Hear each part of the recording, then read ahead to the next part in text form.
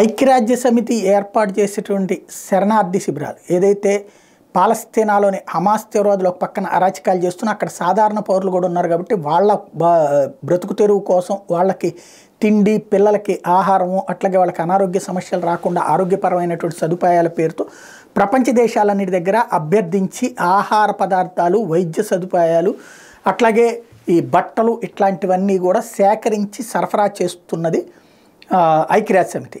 అయితే ఈ ఐక్యరాజ్య సమితికి సంబంధించినటువంటి ఈ విభాగంలో పనిచేస్తున్నటువంటి వాళ్ళు కూడా తీవ్రవాదులే, హమాస్ తీవ్రవాదులే, హమాస్ వాళ్ళు పెట్టినటువంటి వాళ్ళే పనిచేస్తున్నారు. అందుకే శరణార్థి శిబిరాల్లో కూడా హమాస్ తీవ్రవాదులే ఉంటున్నారు అంటూ శరణార్థి శిబిరాల మీద దాడి చేసినటువంటి వాటికి సమాధానంగా ఇజ్రాయెల్ చెప్పుకొచ్చింది. ఇప్పుడు ఇజ్రాయెల్ని తాజాగా అంటే ఇజ్రాయెల్ చూపించిన సాక్ష్యాధారాలతో 16 దేశాలు నమ్మింది. ఇప్పటికీ 22 దేశాలు ఆ సాయం అందిస్తూ ఉండేవాళ్ళు కాస్త 16 దేశాలు ఇప్పుడు ఐక్యరాజ్య సమితి మీద బ్యాన్ పెట్టినాయి. ఆహార పదార్థాలు ఇట్లాంటివి ఇవ్వడం మానేసినాయి. ఇది అమెరికా లాంటి దేశాలు కూడా వెనక్కి తగ్గినటువంటి పరిస్థితి. ఐక్యరాజ్య సమితి బిత్తరపోయే పరిస్థితి అవుతుంది.